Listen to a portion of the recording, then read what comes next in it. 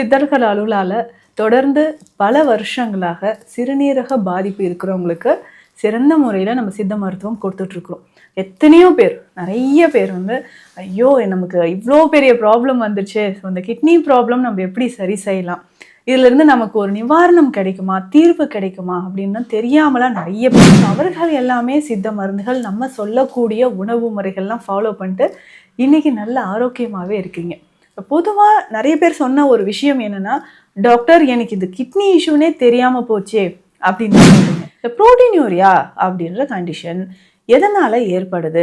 So உடலில் நம்ம urine pass பண்ணும்போது தேவையில்லாத கழிவுகள், நம்ம ஃபுட் எடுக்கிறோம், டைஜஷன் ஆகுது, தேவையில்லாத கழிவுகள் யூரினில் நமக்கு வெளியேறுது. ஸோ அந்த மாதிரி தேவையில்லாத கழிவுகள் வெளியேறுது பார்த்தீங்களா, அதில் ப்ரோட்டீனும் வெளியேற்றப்படுது. ஸோ சரியாக சிறுநீரகத்தால் அந்த ஃபில்ட்ரேஷன் குறையிறதுனால அப்போ சத்துக்கள் எல்லாமே ப்ரோட்டீன் வெளியேறுது.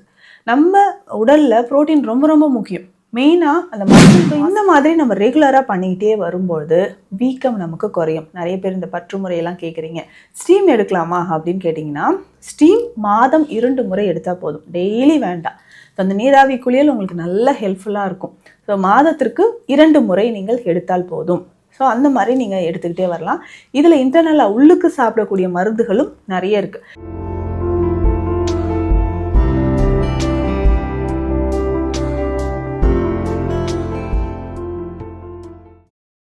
வரம் நேயர்களுக்கு வணக்கம். நான் டாக்டர் நித்யா, சித்தா ஃபிசிஷியன். சித்தர்கள் அலுவலால் தொடர்ந்து பல வருஷங்களாக சிறுநீரக பாதிப்பு இருக்கிறவங்களுக்கு சிறந்த முறையில் நம்ம சித்த மருத்துவம் கொடுத்துட்ருக்குறோம்.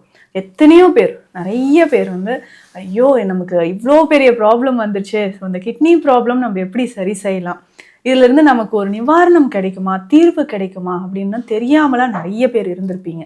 ஸோ அவர்கள் எல்லாமே சித்த மருந்துகள் நம்ம சொல்லக்கூடிய உணவு முறைகள்லாம் ஃபாலோ பண்ணிட்டு இன்றைக்கி நல்ல ஆரோக்கியமாகவே இருக்கீங்க. பொதுவாக நிறைய பேர் சொன்ன ஒரு விஷயம் என்னென்னா, டாக்டர் எனக்கு இது கிட்னி இஷ்யூனே தெரியாமல் போச்சே அப்படின்னு தான் சொல்கிறீங்க. இந்த கிட்னி பிரச்சனைனே தெரியல, தெரிஞ்சாலாச்சும் நான் ஏதாவது ட்ரீட்மெண்ட் எடுத்திருப்பேன். இது ஃபஸ்ட்டு பாயிண்ட்டு. ரெண்டாவது என்ன சொல்கிறீங்கன்னா, இந்த சிறுநீரக பிரச்சனைக்கு சித்த மருந்து இருக்கான்றதே எங்களுக்கு தெரியல.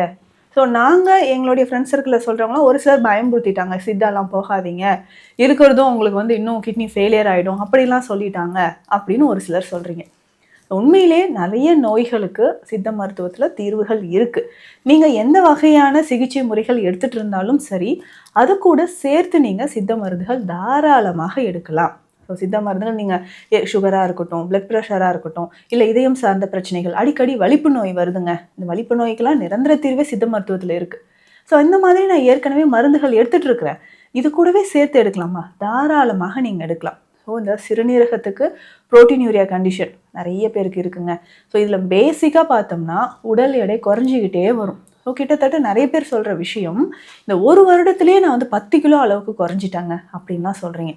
அந்த மாதிரி உங்களுக்கு தெரியாமல் அன்யூஷுவலாக வெயிட் லாஸ் இருந்துக்கிட்டே இருந்துச்சுன்னா இம்மிடியட்டாக நீங்கள் பிளட் டெஸ்ட்டும் யூரின் டெஸ்ட்டும் ஒரு ஸ்கேன் எடுத்து பார்த்துட்டிங்கன்னா கிட்னியோட ஃபங்க்ஷன் எப்படி இருக்குது, ஃபில்ட்ரேஷன் ரேட் எப்படி இருக்குன்றது நமக்கு ரொம்ப தெளிவாக தெரிய ஆரம்பிச்சிடும். அதனால் கவனமாக பார்த்துக்கோங்க.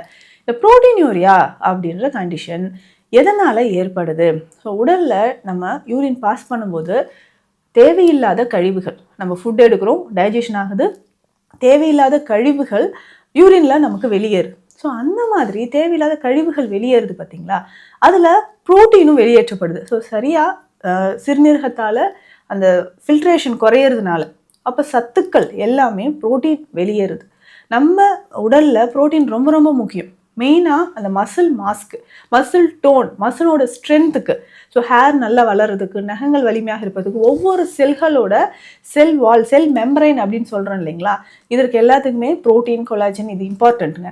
அப்போ ப்ரோட்டீன் லீக் ஆச்சுன்னா ஆட்டோமேட்டிக்காக என்ன ஆகுது, உடல் வலிமை இழந்து, எலும்புகள் வலிமை இழந்து, தோல் சம்மந்தப்பட்ட பிரச்சனைகள் வந்து இந்த மாதிரி உடலில் நமக்கு ப்ரோட்டீன் லீக்கேஜ் ஏற்படுறதுனால வெயிட் லாஸ் ஆக ஆரம்பிக்குது. நார்மலாக யூரின் காலில் எந்திரிச்சு யூரின் போனீங்கன்னா இந்த மாதிரி இருக்கான்னு நீங்கள் கவனத்தில் வச்சுக்கோங்க. நீங்கள் யூரின் போகும்பொழுது அப்படியே நுர வர மாதிரி ஃபோம் இருந்துச்சுன்னா ஸோ ரொம்ப கவனமாக இருக்கணும். ஸோ ஃபோம் இருந்துச்சுன்னா ஓகேங்க, ப்ரோட்டீன் லீக்கேஜ் இருக்குது. இதில் நீங்கள் வந்து யூரின் அனலைஸ் பண்ணி பார்க்கும்போது உங்களுக்கு ரொம்ப கிளியராக தெரியும்.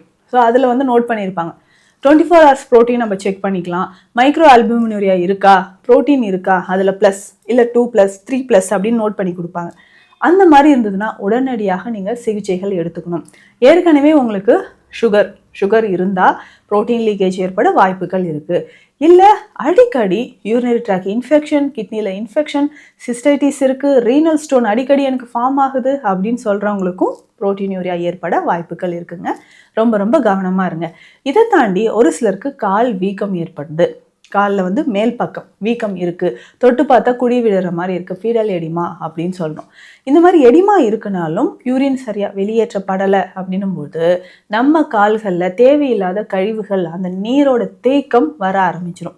அந்த மாதிரி அடிவயிற்று பகுதியிலையோ தொடையிலலாம் தொட்டு பார்த்தோம்னா கிட்னி ப்ராப்ளம் இருக்கிறவங்களுக்கு, சிகேடி இருக்கிறவங்களுக்கு தொடையில் கல் மாதிரி இருக்கிறத நம்ம பார்க்க முடியுது.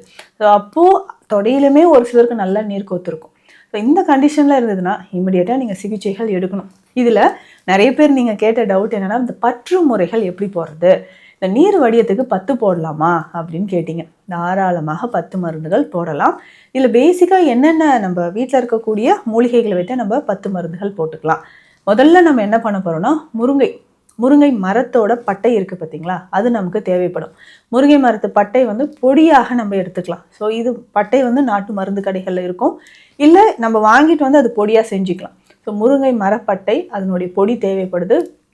இது எவ்வளவு இருக்கோ, ஒரு 1/2 கிலோ இருக்கா, அது கூட நம்ம இந்தந்த மூலிகைகள்லாம் சேர்த்துக்கோங்க.